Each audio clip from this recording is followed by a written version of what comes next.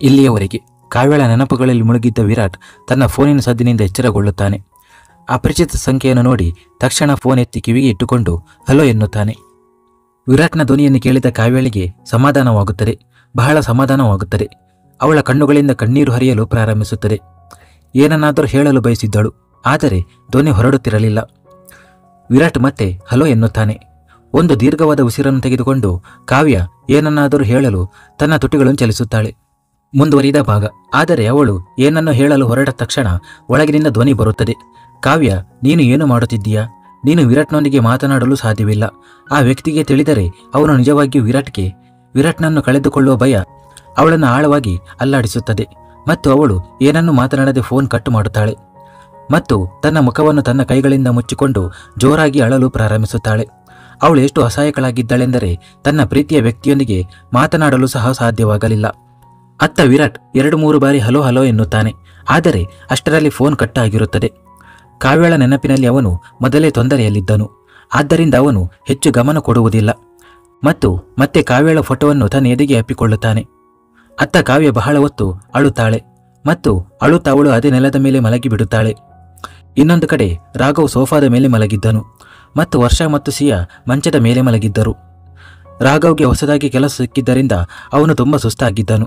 ಆದ್ದರಿಂದ ಅವನು ಮನೆಗೆ ತಡವಾಗಿ ಬರಲು ಪ್ರಾರಂಭಿಸಿದ್ದನು.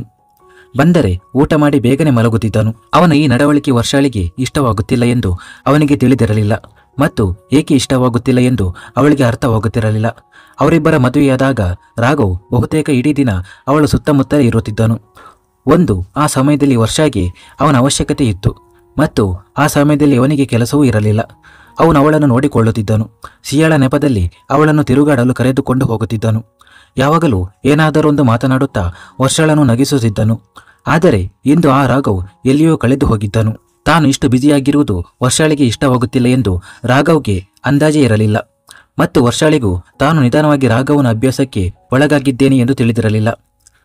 ಪ್ರೀತಿಯೋ ಇಲ್ಲವೋ ಗೊತ್ತಿಲ್ಲ, ಆದರೆ ರಾಘವನ ಅಭ್ಯಾಸ ಮಾತ್ರ ಅವಳಿಗೆ ಖಂಡಿತವಾಗಿ ಆಗಿತ್ತು ಮತ್ತು ಇದು ಆಗಲೇಬೇಕಿತ್ತು. ಏಕೆಂದರೆ ರಾಘವ್ ವರ್ಷಳನ್ನು ತೀವ್ರವಾಗಿ ಪ್ರೀತಿಸಿದ್ದನು. ಅದರ ಪರಿಣಾಮ ಈಗ ಆಗತೊಡಗಿತ್ತು. ಪರಿಸ್ಥಿತಿ ಹೇಗಿತ್ತೆಂದರೆ ವಿರಾಟ್ ಅವಳ ಹೃದಯದಿಂದ ಮರೆಯಾಗುತ್ತಿದ್ದನು ಮತ್ತು ರಾಘವ್ ಅವಳ ಹೃದಯದ ಮೇಲೆ ಚಾಪು ಮೂಡಿಸುತ್ತಿದ್ದನು. ಈಗ ವಿರಾಟ್ ಅವಳಿಗೆ ಕೇವಲ ಸ್ನೇಹಿತನಾಗಿದ್ದನು, ಒಬ್ಬ ಒಳ್ಳೆಯ ಸ್ನೇಹಿತನಾಗಿದ್ದನು.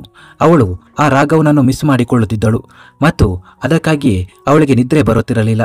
ಸಿಯಾ ಅವಳನ್ನು ಅಪ್ಪಿಕೊಂಡು ಮಲಗಿದ್ದಳು. ವರ್ಷ ಅವಳ ಹಣೆಯನ್ನು ಚುಂಬಿಸುತ್ತಾಳೆ ಮತ್ತು ನಂತರ ನಿಧಾನವಾಗಿ ಅವಳನ್ನು ತನ್ನಿಂದ ಬೇರ್ಪಡಿಸುತ್ತಾಳೆ. ಅವಳು ಎದ್ದು ಕುಳಿತುಕೊಳ್ಳುತ್ತಾಳೆ. ಕಣ್ಣುಗಳು ತಾನಾಗಿಯೇ ರಾಘವನ ಕಡೆಗೆ ತಿರುಗುತ್ತವೆ. ಅವನು ಸೋಫಾದ ಮೇಲೆ ಮಲಗಿದ್ದನು.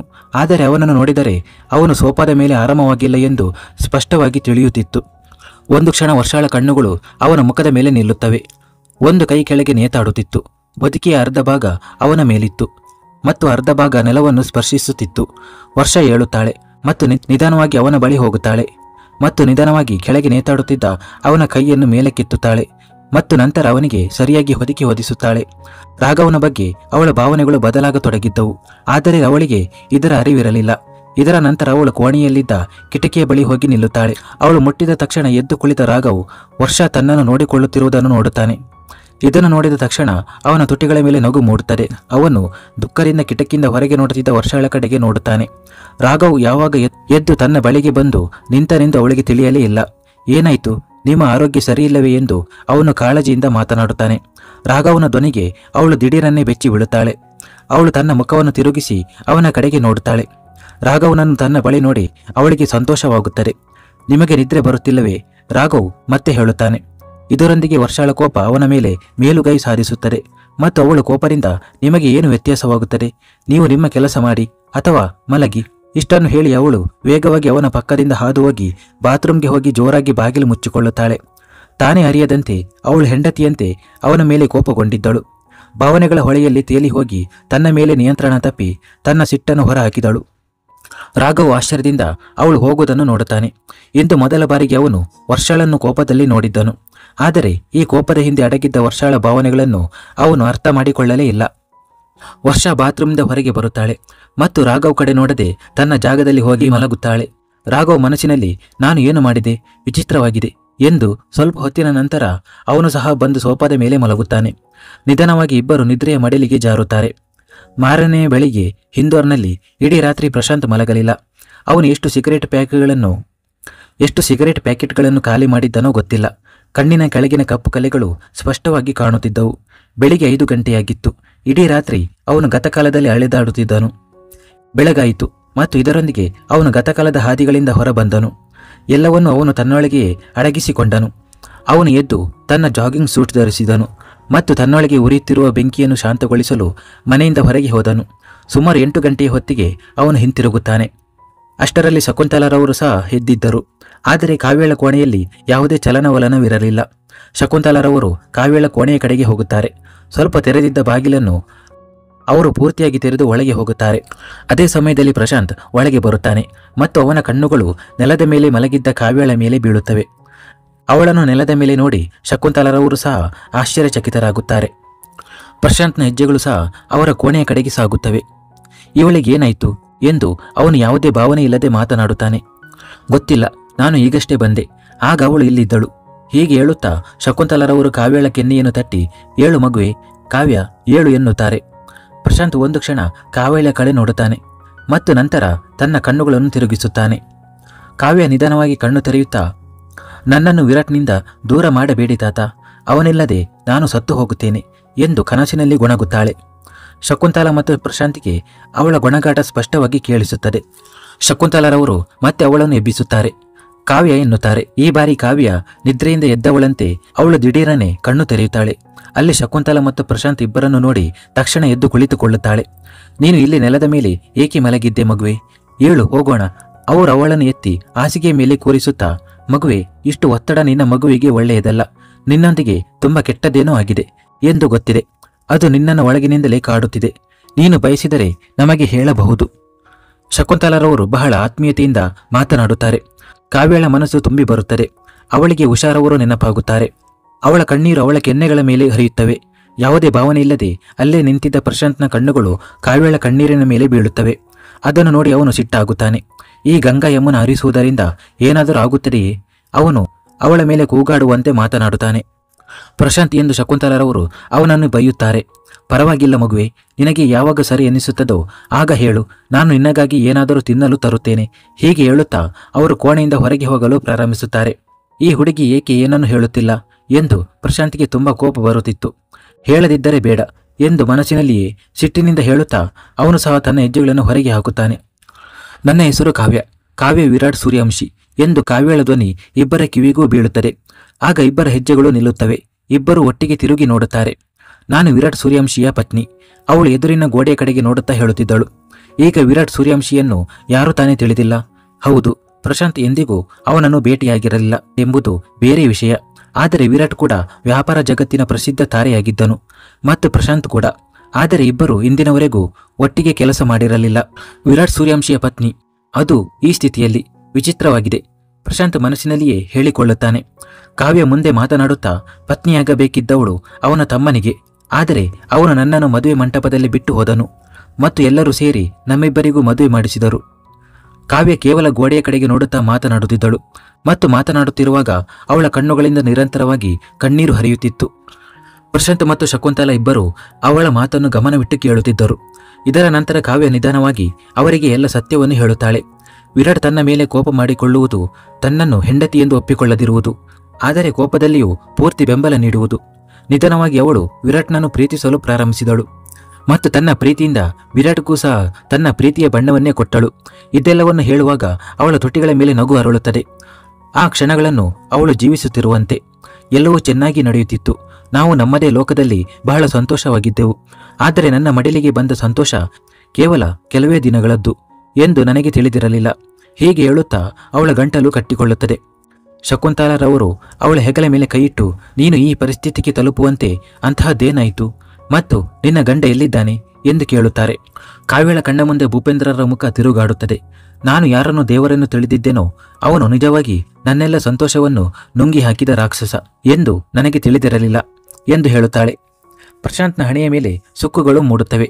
ಮುಂದೆ ಏನಾಯಿತು ಎಂದು ತಿಳಿಯಲು ಅವನು ಕಾತರನಾದಂತೆ ಕಾಣುತ್ತಾನೆ. ಭೂಪೇಂದ್ರ ಸೂರ್ಯವಂಶಿ, ವಿರಾಟ್ನ ತಾತ. ಅವರು ನನ್ನನ್ನು ಸೊಸೆಯನ್ನಾಗಿ ಅಲ್ಲ, ಮಗಳನ್ನಾಗಿ ತಮ್ಮ ಮನೆಗೆ ಕರೆದುಕೊಂಡು ಹೋದರು. ನಿಜ ಹೇಳಬೇಕೆಂದರೆ ಅವರು ನನ್ನನ್ನು ಬಳಸಿಕೊಳ್ಳುತ್ತಿದ್ದರು. ಇದರ ನಂತರ ಅವಳು ಭೂಪೇಂದ್ರರ ಎಲ್ಲ ಸತ್ಯವನ್ನು ಅವರಿಗೆ ಹೇಳುತ್ತಾಳೆ. ಭೂಪೇಂದ್ರರವರು ಹೇಗೆ ತನ್ನನ್ನು ವಿರಾಟ್ನಿಂದ ದೂರ ಹೋಗುವಂತೆ ಒತ್ತಾಯಿಸಿದರು ಮತ್ತು ಅಷ್ಟೇ ಅಲ್ಲದೆ ತನ್ನನ್ನು ಕೊಲ್ಲಲು ಸಹ ಸಂಚು ಮಾಡಿದ್ದನು ಎಂದು ಹೇಳುತ್ತಾಳೆ. ಒಂದು ಕ್ಷಣದಲ್ಲಿ ನನ್ನನ್ನು ನನ್ನ ಮನೆಯಿಂದ ನನ್ನ ವಿರಾಟ್ನಿಂದ ದೂರ ಮಾಡಿದರು. ಅವರಿಗೆ ನನ್ನ ಮೇಲೆ ಸ್ವಲ್ಪವೂ ದಯೆ ಬರಲಿಲ್ಲ, ವಿರಾಟ್ ಮೇಲೂ ಇಲ್ಲ. ಕೇವಲ ನಿನಗೆ ಇನ್ನು ನನ್ನ ಅವಶ್ಯಕತೆ ಇಲ್ಲ, ನನ್ನ ಮನೆಯಿಂದ ಹೊರಡು, ಇಲ್ಲದಿದ್ದರೆ ಅವರು ವಿರಾಟ್ನನ್ನು ಕೊಲ್ಲುತ್ತಾರೆ. ಹೀಗೆ ಹೇಳುತ್ತಾ ಅವಳು ತನ್ನ ಮುಖವನ್ನು ತನ್ನ ಕೈಗಳಿಂದ ಮುಚ್ಚಿಕೊಂಡು ಅಳಲು ಪ್ರಾರಂಭಿಸುತ್ತಾಳೆ. ಎಲ್ಲ ವಿಷಯಗಳನ್ನು ಕೇಳಿದ ಪ್ರಶಾಂತ್ನ ಕೋಪ ನೆತ್ತಿಗೇರಿತ್ತು. ನೀನು ಮನೆಯಿಂದ ಹೊರಟು ಹೋಗು ಎಂದು ಅವರು ಹೇಳಿದರು ಮತ್ತು ನೀನು ನಿನ್ನ ಎಲ್ಲವನ್ನೂ ಬಿಟ್ಟು ಹೊರಟು ಬಂದೆ ಎಂದು ಅವನು ಅವಳ ಮೇಲೆ ಕೂಗಾಡುವಂತೆ ಮಾತನಾಡುತ್ತಾನೆ. ಇದನ್ನು ಕೇಳಿದ ಕಾವ್ಯ ಅವನ ಕಡೆ ನೋಡುತ್ತಾಳೆ ಮತ್ತು ನಂತರ ಅವಳು ಸಹ ಕೋಪದಿಂದ ಅವನಿಗೆ ಉತ್ತರಿಸುತ್ತಾಳೆ. ಹಾಗಾದರೆ ಏನು ಮಾಡಬೇಕಿತ್ತು? ಆ ಮನುಷ್ಯ ಈ ಹಿಂದೆಯೂ ಅನೇಕರ ಜೀವ ತೆಗೆದಿದ್ದಾನೆ ಮತ್ತು ನನ್ನ ವಿರಾಟ್ಗೂ ಏನಾದರೂ? ಅವಳು ತನ್ನ ಮಾತನ್ನು ಅರ್ಧಕ್ಕೆ ನಿಲ್ಲಿಸುತ್ತಾಳೆ. ನೀನು ಪರಮ ಮೂರ್ಖಳು. ಆ ಮನುಷ್ಯ ತನ್ನ ಮೊಮ್ಮಗನನ್ನು ಕೊಲ್ಲುತ್ತಾನಾ? ತನ್ನ ಸ್ವಂತ ರಕ್ತವನ್ನು? ಎಂದಿಗೂ ಇಲ್ಲ. ಅವನು ಒಂದು ತಂತ್ರ ಹೂಡಿದನು ಮತ್ತು ನೀನು ಅದರಲ್ಲಿ ಸಿಕ್ಕಿ ಹಾಕಿಕೊಂಡೆ. ಸ್ವಲ್ಪ ಕೂಡ ಬುದ್ಧಿ ಇಲ್ಲದವಳು. ಹೀಗೆ ಹೇಳುತ್ತಾ ಅವನು ಉದ್ದುದ್ದ ಹೆಜ್ಜೆ ಹಾಕುತ್ತಾ ಅಲ್ಲಿಂದ ಹೊರಟು ಹೋಗುತ್ತಾನೆ. ಆದರೆ ಕಾವ್ಯಳನ್ನು ಯೋಚಿಸುವಂತೆ ಮಾಡುತ್ತಾನೆ. ಶಕುಂತಲಾರವರು ಅವಳ ಹೆಗಲ ಮೇಲೆ ಕೈಯಿಟ್ಟು, ಪ್ರಶಾಂತ್ನ ಮಾತುಗಳನ್ನು ಮನಸ್ಸಿಗೆ ಹಚ್ಚಿಕೊಳ್ಳಬೇಡ ಮಗುವೆ, ಅವನು ಹಾಗೆಯೇ ಎನ್ನುತ್ತಾರೆ. ಕಾವ್ಯ ಏನನ್ನು ಯೋಚಿಸುತ್ತಾ, ಇಲ್ಲ ಆಂಟಿ, ಅವರು ಹೇಳಿದ್ದು ಸರಿ ಇದೆ. ನಾನು ಅಲ್ಲಿಂದ ಹೋಗದಿದ್ದರೆ ವಿರಾಟ್ನನ್ನು ಕೊಲ್ಲುವುದಾಗಿ ಅವರು ನನಗೆ ಹೇಳಿದರು. ಆದರೆ ನಾನು ಅಲ್ಲಿಂದ ಹೋದ ಮೇಲೂ ಅವರು ನನ್ನನ್ನು ಕೊಲ್ಲಲು ಏಕೆ ಯೋಜನೆ ಹಾಕಿದರು? ಇದರ ಅರ್ಥ ನೀನು ನಂಬರ್ 1 ಭಾವನಾತ್ಮಕ ಮೂರ್ಖಳು. ಯಾರು ಮೆದುಳಿನ ಬದಲು ಹೃದಯದಿಂದ ಯೋಚಿಸುತ್ತಾರೋ ಮತ್ತು ಅದಕ್ಕಾಗಿಯೇ ಇಂದು ಈ ಪರಿಸ್ಥಿತಿಯಲ್ಲಿದ್ದೀಯ ಎಂದು ಪ್ರಶಾಂತ್ ಮತ್ತೆ ಒಳಗೆ ಬರುತ್ತಾ ಹೇಳುತ್ತಾನೆ. ಕಾವ್ಯ ಕಣ್ಣೀರು ತುಂಬಿದ ಕಣ್ಣುಗಳಿಂದ ಅವನ ಕಡೆ ನೋಡುತ್ತಾಳೆ. ಹೀಗೇನು ನೋಡುತ್ತಿದ್ದೀಯಾ? ನಾನು ತಪ್ಪು ಹೇಳುತ್ತಿಲ್ಲ ತಾನೆ? ಮತ್ತು ಯಾವ ವಿರಾಟ್ಗಾಗಿ ನೀನು ಸಾಯುತ್ತಿದ್ದೀಯೋ ಅವನು ಕೂಡ ಆ ಮನುಷ್ಯನ ರಕ್ತವೇ ತಾನೆ? ಬಹುಶಃ ಅವನು ಕೂಡ ಇದೆಲ್ಲದರಲ್ಲೂ ಶಾಮೀಲಾಗಿರಬಹುದು ಎನ್ನುತ್ತಾನೆ. ಇಲ್ಲ, ನನ್ನ ವಿರಾಟ್ ಹಾಗಲ್ಲ. ಅವನು ನನ್ನನ್ನು ತುಂಬ ಪ್ರೀತಿಸುತ್ತಾನೆ. ಸತ್ಯ ತಿಳಿದ ತಕ್ಷಣ ಅವನು ನನ್ನನ್ನು ಪ್ರಶಾಂತ್ ಅವಳ ಮಾತನ್ನು ಮಧ್ಯದಲ್ಲೇ ಕಡಿತಗೊಳಿಸುತ್ತಾ ಹೇಗೆ ಎನ್ನುತ್ತಾನೆ. ಅವನಿಗೆ ಸತ್ಯ ಹೇಗೆ ತಿಳಿಯುತ್ತದೆ? ಯಾರು ಹೇಳುತ್ತಾರೆ? ನಿನ್ನ ದೇವತೆಗಳು ಹೋಗಿ ಹೇಳುತ್ತಾರೋ ಅಥವಾ ನೀನೇ ಹೋಗುತ್ತೀಯೋ? ಈ ಹೊತ್ತಿಗಾಗಲೇ ಆ ಭೂಪೇಂದ್ರ ಸೂರ್ಯವಂಶಿ ನಿನ್ನ ಗಂಡನಿಗೆ ಯಾವುದೋ ಒಂದು ಒಳ್ಳೆಯ ಕತೆ ಹೇಳಿ ನಂಬಿಸಿರಬಹುದು. ನೀನು ಕುಳಿತು ಅಳುತ್ತಿರು ಅಷ್ಟೇ. ಪ್ರಶಾಂತ್ ಮತ್ತೆ ನಿರ್ಲಕ್ಷ್ಯದಿಂದ ಹೇಳುತ್ತಾನೆ. ಅವನು ಹೇಳಿದ ಪ್ರತಿಯೊಂದು ಮಾತು ಕಾವ್ಯಳನ್ನು ಒಳಗಿನಿಂದ ಮುರಿಯುತ್ತಿತ್ತು ಮತ್ತು ಅವಳ ಕಣ್ಣುಗಳಿಂದ ನಿರಂತರವಾಗಿ ಕಣ್ಣೀರು ಹರಿಯುತ್ತಿತ್ತು. ನೀನು ಏನು ಮಾತನಾಡುತ್ತಿದ್ದೀಯಾ ಪ್ರಶಾಂತ್? ಅವಳು ಮೊದಲೇ ಎಷ್ಟು ತೊಂದರೆಯಲ್ಲಿದ್ದಾಳೆ ಮತ್ತು ನೀನು? ಶಕುಂತಲಾರವರು ಅವನನ್ನು ತಡೆಯುತ್ತಾ ಹೇಳುತ್ತಾರೆ. ಆದರೆ ಅಜ್ಜಿ, ನಾನು ತಪ್ಪು ಹೇಳುತ್ತಿಲ್ಲ. ಸತ್ಯ ಇವಳಿಗೆ ಮಾತ್ರ ಗೊತ್ತು. ಉಳಿದವರಿಗೆ ಸತ್ಯ ಹೇಗೆ ತಿಳಿಯುತ್ತದೆ? ಸರಿ, ಈ ಮೇಡಮ್ಗೆ ತನ್ನ ಗಂಡನ ಮೇಲೆ ಅಚಲವಾದ ನಂಬಿಕೆ ಇದೆ ಎಂದುಕೊಳ್ಳೋಣ. ಸತ್ಯ ತಿಳಿದ ತಕ್ಷಣ ಅವನು ಅವಳನ್ನು ಹುಡುಕುತ್ತಾನೆ. ಆದರೆ ಪ್ರಶ್ನೆ ಅದೇ ಅಲ್ವಾ? ಅವನಿಗೆ ಸತ್ಯ ಹೇಗೆ ತಿಳಿಯುತ್ತದೆ. ಯಾವುದಾದರೂ ದಾರಿ ಸಿಗುತ್ತದೆ. ದೇವರು ಅಷ್ಟು ನಿರ್ದಯನಾಗಿರಲು ಸಾಧ್ಯವಿಲ್ಲ.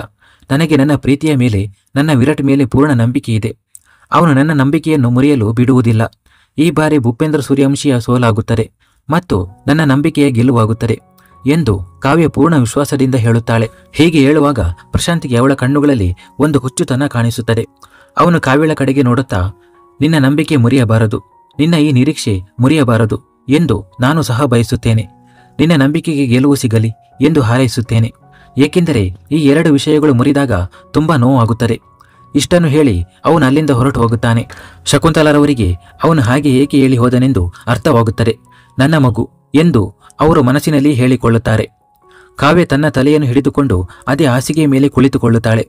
ಶಕುಂತಲಾರವರು ಅವಳ ಬಳಿ ಹೋಗಿ, ಬೇಡ ಮಗುವೆ, ಇಷ್ಟು ಒತ್ತಡ ನಿನಗೆ ಒಳ್ಳೆಯದಲ್ಲ. ಮಗುವಿನ ಮೇಲೆ ಇದರ ಪರಿಣಾಮ ಬೀರುತ್ತದೆ. ನೀನು ತಾಯಿಯಾಗುತ್ತಿದ್ದೀಯಾ ಎಂದು ನಿನ್ನ ಗಂಡನಿಗೆ ತಿಳಿದಿದೆಯಾ ಎಂದು ಕೇಳುತ್ತಾರೆ. ಕಾವ್ಯ ತಲೆಯಾಡಿಸಿ ಇಲ್ಲ ಎಂದು ಹೇಳುತ್ತಾಳೆ. ಶಕುಂತಲಾರವರ ಮನಸ್ಸಿನಲ್ಲಿ, ಹೇ ದೇವರೇ, ಈ ಮಗುವಿನ ನಂಬಿಕೆ ಮುರಿಯದಿರಲಿ ಎಂದು ಬೇಡಿಕೊಳ್ಳುತ್ತಾರೆ. ಆದರೆ ನನ್ನ ನಂಬಿಕೆಗೆ ಗೆಲುವು ಸಿಕ್ಕಿದೆ ಎಂದು ಕಾವ್ಯಳಿಗೆ ಯಾರು ಹೇಳಬೇಕು? ಅವಳ ಪ್ರೀತಿ ಗೆದ್ದಿದೆ. ಈ ಬಾರಿ ವಿರಾಟ್ ಮುರಿಯಲಿಲ್ಲ, ಚದುರಿ ಹೋಗಲಿಲ್ಲ. ಆದರೆ ಎಲ್ಲ ರೀತಿಯಿಂದಲೂ ಬಲಶಾಲಿಯಾಗಿ ಭೂಪೇಂದ್ರರ ಮುಂದೆ ನಿಂತು ಅವರ ಮುಖವಾಡನ್ನು ಕಳಚಿದನು. ಒಂದು ಕೆಲಸ ಮಾಡು ಮಗುವೆ, ನೀನು ಸ್ನಾನ ಮಾಡು, ನಿನಗೆ ಚೆನ್ನಾಗಿ ಅನಿಸುತ್ತದೆ. ಮತ್ತು ಒತ್ತಡ ತೆಗೆದುಕೊಳ್ಳಬೇಡ. ನಿನ್ನ ಗಂಡನ ಮೇಲೆ ಇಷ್ಟು ನಂಬಿಕೆ ಇದ್ದಾಗ ಎಲ್ಲ ತೊಂದರೆಗಳನ್ನು ಮರೆತು ಬಿಡು ಮತ್ತು ನಿನ್ನ ಮಗುವಿನ ಕಡೆಗೆ ಗಮನ ಕೊಡು. ಇಷ್ಟನ್ನು ಹೇಳಿ ಅವರು ಅಲ್ಲಿಂದ ಹೊರಟು ನೇರವಾಗಿ ಪ್ರಶಾಂತ್ ಬಳಿ ಹೋಗುತ್ತಾರೆ. ಮುಂದುವರಿಯುವುದು.